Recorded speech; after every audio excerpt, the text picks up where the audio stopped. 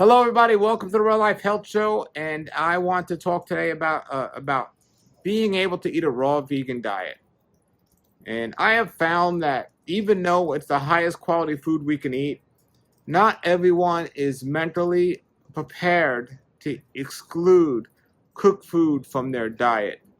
You know, there's a lot of a lot of majority society today that's not prepared to stop eating carcasses and slaughtered animals. But then when we get to a deeper level, a lot of people aren't prepared to give up cooked food. Now, one of the things blocking people from making these decisions is, do we have to? And we don't have to. We have a choice. You have a choice if you want to stop eating animals. You have a choice if you want to stop eating cooked food or not. You don't have to do it. What are the differences and the consequences? Well, overall, the choices we make are going to determine, or the consequences are going to be on our health. And you can eat animals and live a long life, and you can eat cooked food and live a long life. But the quality of our life is going to be really impacted with the more processed food we have in our diet, with the more we eat, when we overeat and so on. The great thing is we have control over all of what we eat, how much we eat, and when we eat. And there's a lot of control we've lost in our lives, but we still have control over what we put in our bodies, right? But because we put so much stuff in our mind that isn't healthy, we think we don't have control. We think we have to eat meat. We think we have to eat cooked food. And when I get a reply from people that's saying, well, you can't live on raw foods for a long time, and I've been doing this 27 years, and I interviewed people that have been doing it over 50 years and are in great health, I know they're putting the wrong things in our mind, because you can live on a raw vegan diet long time and be very healthy. But when the problem is what we put on our mind limits our choice of what we could put physically in our bodies. If you desire to eat a raw vegan diet, you can do it, and it is healthy to do so if you do it the right way. Now, doing it the right way is one of the things I teach here at the Real Life Health Show, is how to do it the right way and how to make people or help people be successful at eating this way long-term, a raw vegan diet. So it's our choice of what we want to do.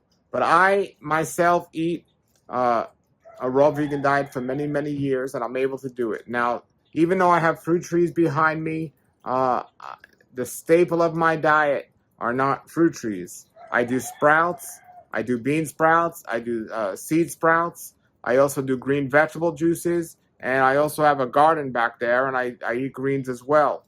Those are my staple foods. My fun foods, even though they're the most nutritious foods on the planet, are the fruits and the nuts and the seeds. Those are the foods that I could eat mono meals with, of just of the fruits, and satisfy myself. And then the nuts and the seeds as well will help me to make recipes if I decide to do so. They're fun foods. Now, you can get yourself in trouble with fun foods. You can eat them too much, too often, or not in the best quality, not picked ripe, and too many recipes, too many miscombined foods. And when you're eating fats and sugars like fruit and nuts, you can miscombine them, and you can create many problems. The problem is when people are eating too many fun foods and not enough staple foods, they get themselves an issue no matter how they're eating. So on a raw vegan diet, the fun foods might be the fruit and the nuts, and on a standard American diet, the fun foods might be the meat and other processed foods that come in bag, box containers, or cans. Same thing with the vegan diet, the bag, box containers, cans, processed food. However, when we stick to the staples, the things that are going to keep us healthy, as a majority of our diet, we're going to do okay no matter what we decide to eat, no matter how we decide to do it. So when I went to Hippocrates Health Institute years ago, they had a display of different foods there. And they had a big salad, green salad, and they had a bunch of sprouts, a bunch of different variety of different legume sprouts, and they had a bunch of different variety of bean sprouts and so on. And they said these are the staple foods that everyone should have on their plate as the majority of their food. And then they had their recipes. Now, people that go to Hippocrates Health Institute are people that are are pretty sick, often diagnosed with cancer and other diseases, and they're coming there for a 3-week program and changing their life by completely going from a standard American diet, or from what other part of the world they are, that type of diet, to eating raw foods. And they try to make it as palatable as possible and as change as best as possible. They don't include fruit in their diet for people that have cancer and other illnesses, but they do have nuts in recipes. But they tell people the staple foods are the greens and the sprouts and the juices.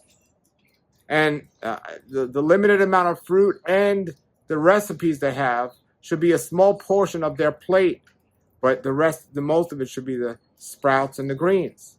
Well, by observing many people eat there over the years, what people do is they fill their plate very little up with these staple foods, and they go right to the recipes. So if they're having like a raw meatloaf made out of walnuts in a dehydrator, people will go straight to that, and they'll kind of skip all of the salad greens. And that's how people on a raw food diet get themselves in trouble. But even for myself, the way I do it in my house at home, I have my sprouts and I have my greens. That's the majority. Now, I get fruit right from my tree, so I can be a little bit more liberation with eating more fruit, because the store-bought fruit is just unripe, unfresh, unorganic. But still, I need my staples if I'm going to be successful at eating this way. And for me, over the years, green juices, salad greens, and sprouts are what I believe helped me to maintain, over the years, good health from a diet standpoint. And very important, I fill my head with the right things, and I don't let people deceive me to think I need more than I'm actually getting.